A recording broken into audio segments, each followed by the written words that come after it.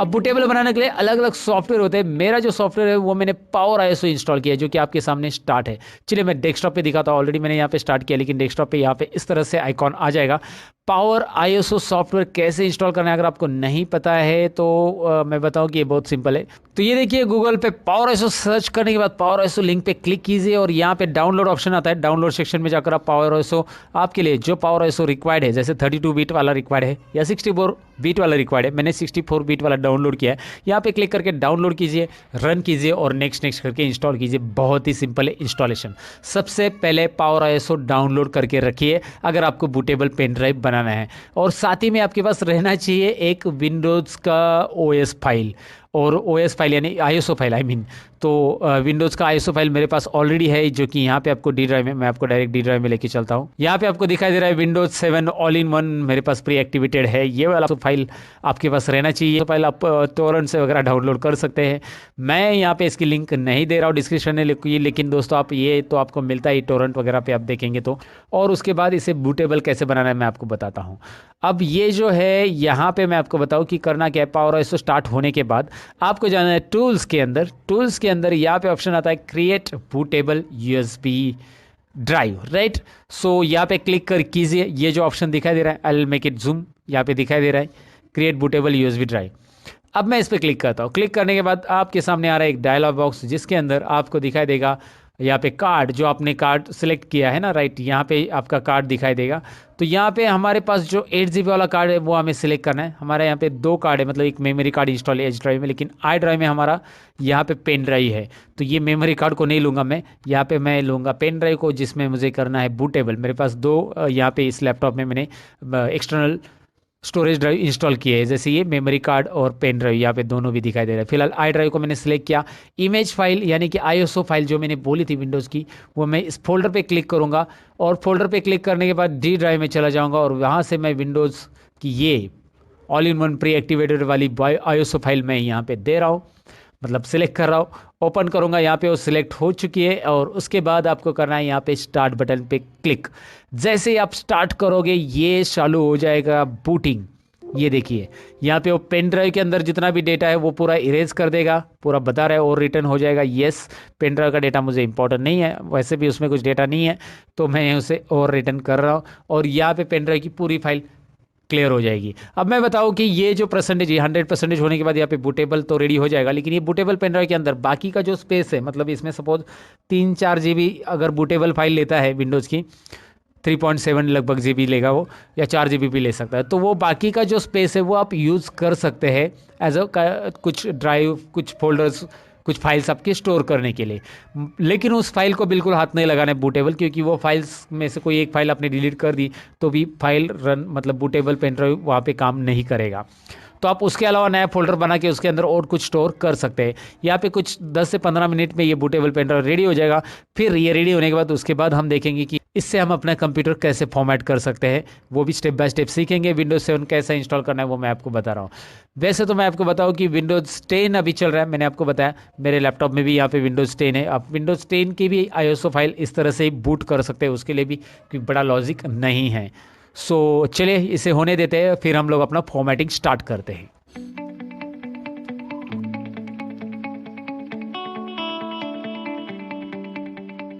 तो सबसे पहले तो जो बूटेबल पेन ड्राइव मैंने बनाया है वो मेरे कंप्यूटर को मैं अटैच करूंगा, यानी कि यहाँ पे पेन ड्राइव मैं इंसर्ट कर रहा हूँ, वो जो बूटेबल पेन ड्राइव मैंने बनाया है।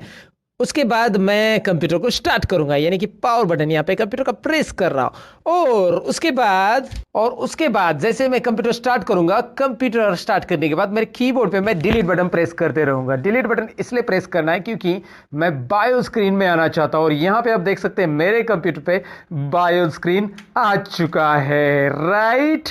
तो जैसे आप डिलीट बटन प्रेस करोगे आपके सामने आएगा ये बायोस विंडो, यानी कि आपके कंप्यूटर पर ये बायो स्क्रीन दिखाई देगी। और ये बायो स्क्रीन डिलीट बटन से आती है ऐसा नहीं, मैंने आपको बोला कि आपके केस में F2 बटन हो सकता है, F10 भी हो सकता है, F12 भी होता है। कई सारे लैपटॉप और कंप्यूटर के अलग अलग टाइप के हिसाब से, मतलब लैपटॉप अलग अलग कंपनी के रहेंगे तो वहां पे आपको अलग अलग की प्रेस करनी पड़ेगी ये बायोस की स्क्रीन लाने के लिए। और जो बायोस की स्क्रीन आपके सामने दिखाई दे रहे ऐसे ही विंडो आपके कंप्यूटर में ऐसा नहीं हो सकता है, आपका बायोस कुछ अलग तरीके से दिख सकता है। लेकिन इसमें एक सेटिंग्स हमें करनी है जो कि हमारे जो बूटेबल पेन ड्राइव में विंडो है वो हम हमारे कंप्यूटर में लोड करना चाहते हैं। तो उसके लिए क्या सेटिंग्स करनी है ध्यान से समझिएगा। सबसे पहले तो आप जाएंगे एडवांस बायोस फीचर्स में, या आपके बायोस स्क्रीन में कहीं पे भी बूट ऑप्शन दिखाई दे रहा है उसके अंदर आप चले जाएंगे। सो एडवांस बायोस फीचर में मैं यहां पे चला जा रहा हूं और यहां पे हार्ड डिस्क ड्राइव्स को मैं सिलेक्ट करूंगा। ये दिखाई दे रहा है, ये ऑप्शन मैं सिलेक्ट कर रहा हूं, इसके आगे मेरा सिलेक्शन है और यहां पे प्रेस एंटर करके लिखा आ रहा है, तो मैं प्रेस एंटर करूंगा तो मैं हार्ड डिस्क ड्राइव के सिलेक्शन में आ जाऊंगा, जिसमें फर्स्ट ड्राइव, सेकंड ड्राइव और थर्ड ड्राइव ऐसा दिखाई दे रहा है। फर्स्ट ड्राइव पे मेरे पास एक हार्ड डिस्क है, सेकंड ड्राइव पे भी एक और हार्ड डिस्क है, मतलब मेरे इस कंप्यूटर में 2 हार्ड डिस्क लगाई हुई है। आपके केस में यहाँ पे एक हार्ड डिस्क और एक पेन ड्राइव यही दिखाई देंगे, और फर्स्ट ड्राइव और सेकंड ड्राइव ऐसे दिखाई देगा, क्योंकि अगर आपके कंप्यूटर में 2 ही हार्ड डिस्क, मतलब एक ही हार्ड डिस्क है, तो मेरे कंप्यूटर में 2 हार्ड डिस्क है, इस केस में ऐसा दिखाई दे रहा है। मैं पहले बता देता हूँ, यहाँ पे 2 साटा हार्ड डिस्क आ रही है, एक सैमसंग की है, एक सीगेट की है, जिसका सीरियल नंबर आपको यहाँ पे दिखाई दे रहा है। और यहाँ पे जो आ रहा है वो पेन ड्राइव आ रहा है, जो कि यूएसबी सैनडिस्क का पेन ड्राइव मैंने कनेक्ट किया हुआ है, जो बूटेबल पेन ड्राइव है। तो इसमें अभी जो मैं देख रहा हूं कि ऑपरेटिंग सिस्टम ये मेरा फर्स्ट हार्ड ड्राइव से रन हो रही है, लेकिन मैं चाहता हूं कि ऑपरेटिंग सिस्टम अभी पेन ड्राइव से रन हो, मतलब ऑपरेटिंग सिस्टम पेन ड्राइव में मेरे पास बूटेबल, तो मैं यहां से इंस्टॉल करना चाहता हूं। तो यहां पे मुझे क्या करना है, ये यूएसबी को ऊपर लाना है। तो इसके लिए मैं एक नंबर फर्स्ट ड्राइव वाला जो हार्ड डिस्क है उसे सेलेक्ट करूंगा, एंटर बटन प्रेस करना है, और उसकी जगह मैं यहाँ पे देखिए मैं डाउन एरो प्रेस करूंगा इसको सिलेक्शन के लिए। यहाँ पे माउस यूज नहीं होता है, और बहुत सारे बायोज में माउस यूज नहीं किया जाता है, कीबोर्ड से ही आपको करना रहता है। लेकिन जो कुछ ऐसे कुछ बायोज है कि जिसमें माउस भी यूज होता है, जी हाँ दोस्तों, माउस भी यूज होता है सिलेक्शन के लिए, लेकिन यहाँ पे नहीं है। तो फिलहाल आप कीबोर्ड से डाउन एरो प्रेस करके सिलेक्ट कीजिए, जिसमें मैंने एंटर कर दिया यूएसबी सैनडिस्क को। तो यहाँ पे फर्स्ट ड्राइव पे आ रहा है यूएसबी सैनडिस्क, राइट। सो आपको याद रखना है कि हमारा जो पेन ड्राइव वो फर्स्ट ड्राइव पे रहना चाहिए, सेकंड ड्राइव पे हमारा हार्ड डिस्क रहना चाहिए, और थर्ड ड्राइव पे भी तो हार्ड डिस्क आ रहा है यहाँ पे, क्योंकि मेरे पास 2 हार्ड डिस्क है, राइट। सो अभी मैं F10 करूंगा यहाँ पे। F10 मतलब इस सेटिंग्स को मुझे सेव करना है। अब ये जो सेटिंग्स मैंने की है, टोटली सेटिंग्स आपको दिखाई दे रही है, ये सेटिंग्स आपको ध्यान में रखनी है, ताकि आप अपने पेन ड्राइव को ऊपर रखोगे तो ही उसमें से ऑपरेटिंग सिस्टम रीड होगा, नया ओएस आप इंस्टॉल कर सकते हैं। चलिए मैं यहाँ पे ओके कर देता हूँ। यहाँ पे ओके करना है आपको, मतलब एंटर बटन प्रेस करना है, और जैसे आप एंटर बटन प्रेस करोगे यहाँ पे ये रीस्टार्ट होगा आपका कंप्यूटर। यहाँ पे दिखाई दे रहा है मेरे कंप्यूटर में मेरी स्क्रीन सामने कैमरा लगा है वो भी दिख रहा है। ओके, यहाँ पे विंडोज इज लोडिंग फाइल्स करके आ रहा है, ये फाइल्स यहाँ पे लोड करेगा, इस तरह से दिखाई दे रहा है। अभी फाइल लोड हो रही है, अब हो गई फाइल लोड दोस्तों। इसके बाद स्टार्टिंग विंडोज की स्क्रीन आएगी। ये थोड़ा सा मैं फास्ट फॉरवर्ड कर रहा हूं, और यहां पे आपको अभी कंप्यूटर में विंडोज लोड होते हुए दिखाई देगा। लेकिन सबसे पहले आपको ऑप्शन आएगा कि विंडोज 7 इंग्लिश लैंग्वेज, कौन सी आपको लैंग्वेज लेनी है। यहां पे कुछ भी चेंजेस आपको नहीं करना है, सिंपली आप अभी यहां पे माउस यूज कर सकते हैं दोस्तों, और माउस यूज करके यहां पे हम ओएस इंस्टॉल कर सकते हैं। यहां पे नेक्स्ट करना है, वैसे आपके पास माउस कनेक्टेड नहीं है तो यहां पे अल्ट एन बटन प्रेस करके आप यहां पे नेक्स्ट कर सकते हैं। यहाँ पे दिख रहा है आपको, मैं यहाँ पे नेक्स्ट बटन पे क्लिक कर रहा हूँ। उसके बाद उसने पूछा इंस्टॉल विंडोज एक्टिवेटेड R2, मेरे पास ये एक्टिवेटेड विंडोज था, तो यहाँ पे मैं क्लिक करूंगा install Windows activated R2। Windows activated setup is starting. So after that ये देखिए ये क्या आ रहा है, इसमें आपके ऑपरेटिंग सिस्टम की टाइप आपको सिलेक्ट करना है। आपको होम बेसिक चाहिए, आपको प्रोफेशनल चाहिए, आपको अल्टीमेट चाहिए, आपको होम प्रीमियम चाहिए, यहाँ से आप सिलेक्ट कर सकते हैं। और यहाँ पे ये जो x86 दिखाई दे रहा है ना आगे, ये है 32 बिट ऑपरेटिंग सिस्टम, और x64 जो दिखाई दे रहा है वो है 64 बिट ऑपरेटिंग सिस्टम। तो आप अपने कंप्यूटर में कौन सा इंस्टॉल करना चाहते हैं, that is up to you. अब मैं इसमें यहाँ पे दिखाई दे रहा है बहुत सारे ऑपरेटिंग सिस्टम है, मैं 64 अगर इंस्टॉल कर को सपोज कौन से ड्राइव में मुझे विंडोज इंस्टॉल करना है। अब मेरा ये डिसाइड है कि मैं ये वाले ड्राइव में इंस्टॉल करूँ। कहाँ पे है वो 60 GB वाला, ऊपर ये रहा, ये वाला जो पार्टीशन 2 है, इस पार्टीशन में मैं ओएस इंस्टॉल करने वाला हूँ, जो मेरे दूसरे हार्ड डिस्क का है। ये है 60 GB लगभग, और 25 GB इसमें ऑलरेडी फ्री स्पेस है और बाकी का डेटा है। तो मैं ये पुराना जो ओएस है, इसके अंदर भी ओएस है पुराना, तो उस ओएस को मुझे फॉर्मेट करना है, उसके अंदर पुराना डेटा है वो हटाना है, तो मैं फॉर्मेट करूंगा। देखिए यहाँ पे एक लोगों में गलत फहमी रहती है कि ओएस इंस्टॉल करते समय फॉर्मेट करना कंपलसरी होता है, लोग कहते हैं, लेकिन नहीं, ओएस इंस्टॉल करते समय आपको फॉर्मेट करना कंपलसरी नहीं रहता है, बस स्पेस रहना चाहिए। अब इसके अंदर 59 GB में 25 GB स्पेस है लगभग, तो 25 GB में मैं मेरा OS डायरेक्ट नेक्स्ट करूंगा तो इंस्टॉल हो जाएगा और पुरानी फाइल्स वैसे ही रहेगी और वो फाइल windows.old नाम से वैसे रहेगी। याद रखिए आप अपनी पुरानी फाइल भी विंडोज के अंदर रख सकते हैं और वो बिना फॉर्मेट किए ही भी रहेगी। मतलब जैसे कि आपका सी ड्राइव पहले वाला करेक्ट है, पहला ओएस करेक्ट है, लेकिन उसके डेस्कटॉप पे, उसके माई डॉक्यूमेंट में या उसके सी ड्राइव में कुछ आपकी फाइल्स है जो कि आपने डी और ई ड्राइव में नहीं रखी है, जो स्टोरेज ड्राइव रहता है डी और ई ड्राइव, क्योंकि फॉर्मेट के टाइम पे तो डी और ई ड्राइव को तो हाथ ही नहीं लगाना है हमें, बस सी ड्राइव को हमें क्या करना है, वहाँ पे ऑपरेटिंग सिस्टम इंस्टॉल करनी रहती है। तो आपके पास ऑप्शन रहता है कि सी ड्राइव में पुरानी फाइल रख के आप ओएस को लोड करें। तो यहाँ पे पुरानी फाइल रख दूंगा मैं, फॉर्मेट नहीं करूंगा और नेक्स्ट करूंगा तो यहाँ पे ये जो बाकी की है 25 GB तो ये खाली है और बाकी की जो फाइल है वैसे ही रहेगी, बस उसका नाम आएगा windows.old करके। क्या नाम आएगा? windows.old। जब आप कंप्यूटर स्टार्ट करोगे तो सी ड्राइव में आपको windows.old नाम का एक फोल्डर मिलेगा जिसमें आपकी पुरानी फाइल सब रहेगी। तो आपको फॉर्मेट करना कंपलसरी नहीं, बस फ्री स्पेस रहना चाहिए। अगर आपके पास फ्री स्पेस नहीं है तो आपको फॉर्मेट के सिवा ऑप्शन नहीं है, क्योंकि आपके पास फ्री स्पेस नहीं है तो हम ये वाला ओएस जो अभी इंस्टॉल कर रहे हैं वो इंस्टॉल नहीं कर सकते हैं। अच्छा, कितना स्पेस रहना चाहिए? लगभग 10 से 12 GB तो रहना ही चाहिए, मतलब मेरे हिसाब से तो रहना चाहिए एटलीस्ट। लेकिन उससे क्या होगा मैं बताता हूँ, 10 से 12 GB इनफ नहीं है वैसे, क्योंकि ओएस उसमें लोड होगा तो वैसे ही वो फुल हो जाएगा, फिर आपको जाकर अंदर windows.old की फाइल कॉपी करके डिलीट करनी पड़ेगी या फिर अलग जगह पे बैकअप लेके उसको डिलीट करना पड़ेगा। लेकिन वो डिपेंड करता है आपको कि अगर बैकअप लेना है तो आप इसे फॉर्मेट ना करें, लेकिन मुझे बैकअप नहीं लेना है तो मैं इसे फॉर्मेट कर सकता हूँ। तो ये फॉर्मेट वर्ड या फॉर्मेट बटन पे क्लिक करने पहले अच्छे से सोच लो। तो यहाँ पे क्या मैसेज आ रहा है? The partition might contain recovery files बता रहा है, सिस्टम फाइल हो सकती है, रिकवरी फाइल आपकी कोई फाइल रह सकती है, वो सारी की सारी आप लूज करने वाले अगर आप फॉर्मेट करते हो तो। और अगर आप रखते हो तो वहाँ पे नेक्स्ट करो, ये फाइल रहेगी। क्लियर है आपको? कोई भी पार्टीशंस। और अगर आपने नई हार्ड डिस्क ली तो आप बस बिंदास न्यू पे क्लिक करके नया नया पार्टीशन डाल सकते, कितने साइज का चाहिए और नेक्स्ट, वो कभी मैं आपको बाद में बताऊंगा। फिलहाल आपको ये बता रहा हूँ कि मैं यहाँ पे कोई ड्राइव डिलीट नहीं कर रहा हूँ, यहाँ पे बस मैं इसको फॉर्मेट कर रहा हूँ क्योंकि इसका मैं पुराना डेटा मुझे नहीं चाहिए।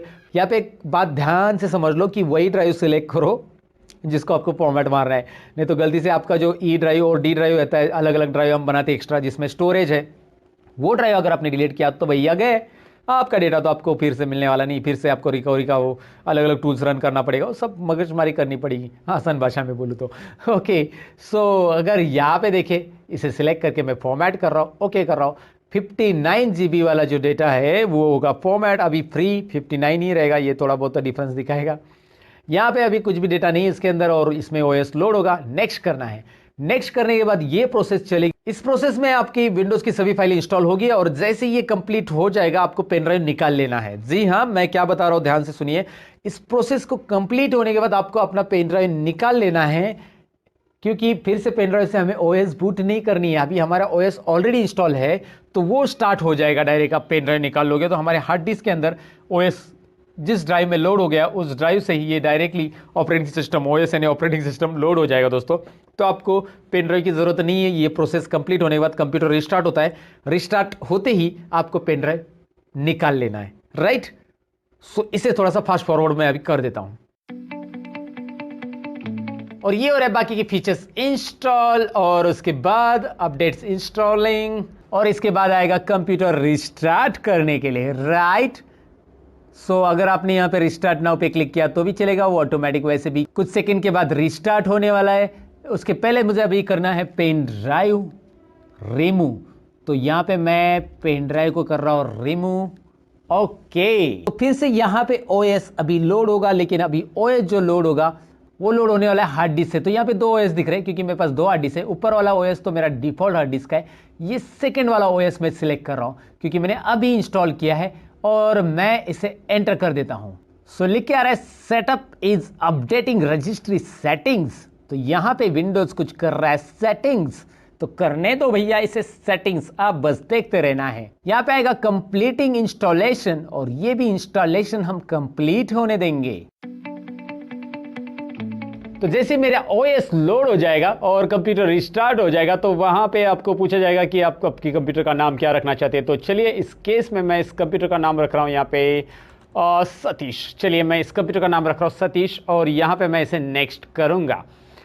जैसे मैं नेक्स्ट करूँगा वो मुझे पूछेगा पासवर्ड, तो मैं यहाँ पे पासवर्ड एंटर कर दूंगा, कुछ भी पासवर्ड, और उसका हिंट आप एंटर कर सकते हैं। और नेक्स्ट कीजिएगा। पासवर्ड याद रखिएगा लेकिन ना, जो आप लॉगिन के लिए यूज कर सकते हो उस पासवर्ड को। और यहाँ पे आस्क मी लेटर ये बटन पे आपको क्लिक करना है और फिर यहाँ पे आपको टाइम जोन जो सिलेक्ट करना है वो है +5:30। तो नीचे आ जाइए +5:30, ये रहा चेन्नई कोलकाता। ओके, सो चेन्नई कोलकाता मुंबई दिल्ली ये मैंने सिलेक्ट किया है और नेक्स्ट बटन पे क्लिक करना है। तो अब लिख के आ रहा है प्रिपेयरिंग योर डेस्कटॉप, यानी कि ये डेस्कटॉप हमारा रेडी हो जाएगा हमारे लिए। और ये यहाँ पे हो चुका है डेस्कटॉप रेडी। वाह, तो यहाँ पे बाकी के आइकॉन्स नहीं दिखाई दे रहे हैं, तो उसको लाने के लिए मैं सिंपल करूंगा डेस्कटॉप के ऊपर राइट क्लिक और यहाँ पे पर्सनलाइज ऑप्शन में चला जाऊंगा, जिसमें आपको मिलेगा चेंज डेस्कटॉप आइकॉन्स, जिस पे क्लिक करके यहाँ पे आपको बस चेक करना है computer, user file, network, control panel. है ना इंटरेस्टिंग? बस इतना ही चेक कीजिए, अप्लाई कीजिए, ओके कीजिए, आपको मिल जाएंगे बाकी के आइकॉन। राइट, कैसे किया समझ में आना? राइट क्लिक, पर्सनलाइज, बस। और यहां पे क्या करना है, माय कंप्यूटर के ऊपर राइट क्लिक करके प्रॉपर्टीज में जाके देखना है कि हमारी ऑपरेटिंग सिस्टम कौन सी है, विंडोज 7 प्रोफेशनल 64 बीट, और इसका रैम वगैरह बाकी की चीजें भी यहाँ पे दिखाई दे रही है। जैसे कि मेरा सीपीयू कौन सा है, Intel R core 2 Duo CPU है और उसका कितना फ्रीक्वेंसी है, 2.13 फ्रीक्वेंसी, रैम कौन सी है 4 GB, और ऑपरेटिंग सिस्टम तो पता चला। नीचे आपको ऑपरेटिंग सिस्टम मिलना चाहिए एक्टिवेटेड, विंडोज इज एक्टिवेटेड, जो कि ऑलरेडी प्री एक्टिवेटेड हमारा विंडोज हमने इंस्टॉल किया है।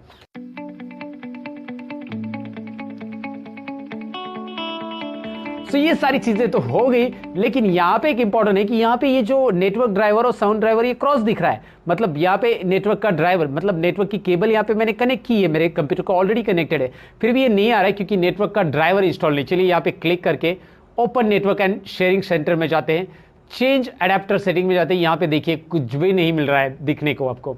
तो ड्राइवर इंस्टॉल अगर नहीं है इस केस में, आप अपने कंप्यूटर में ड्राइवर इंस्टॉल करने के लिए आपके कंप्यूटर का जो मदरबोर्ड है उसका एक सीडी, मदरबोर्ड के साथ आपको एक सीडी मिलता है, उसमें से आप ड्राइवर इंस्टॉल कर सकते हैं। अगर आप इन केस में वो सीडी गुम हो गया तो आप नेट से रियलटेक का ड्राइवर डाउनलोड कर सकते हैं। रियलटेक लैन ड्राइवर या रियलटेक इथरनेट ड्राइवर सर्च करके आपको डाउनलोड करना होगा। या लैपटॉप में आप कर रहे हो ऐसा, तो लैपटॉप के लिए भी आपको ड्राइवर अलग से डाउनलोड करके आपके कंप्यूटर में लेके आकर या लैपटॉप पे लेके आकर इंस्टॉल करना होगा। डाउनलोड तो चाहिए, आपके पास लैन ड्राइवर नहीं है तो फिर मुश्किल है, और आपके पास सीडी है तो कोई बात नहीं। मेरे केस में तो मेरे पास सीडी थी जो कि मेरे पास आई ड्राइव में पड़ी है, रूलर मदरबोर्ड नाम की, ये दिखाई दे रहा है रूलर मदरबोर्ड, जो कि मैंने ऑलरेडी इस सीडी को कॉपी करके रखा है इसमें। नेटवर्क ड्राइवर में मैं विंडोज 7 64 बीट वाला 3264 ये वाला फोल्डर ओपन करूंगा। इसमें ये सेटअप फाइल जो दिख रहा है रन करना है और येस करना है, और यहाँ पे ये नेटवर्क ड्राइवर इंस्टॉल होगा। दोस्तों देखिए यहाँ पे प्रिपेयरिंग सेटअप लिख के आ रहा है, यहाँ पे बस आपको नेक्स्ट करना है, इंस्टॉल करना है, दैट्स इट। अब देखिए क्या होगा, यहाँ पे अब तक क्रॉस आ रहा था, अब थोड़ी देर में क्या होगा आपको देखने को मिल जाएगा, आप खुद ही देखिएगा।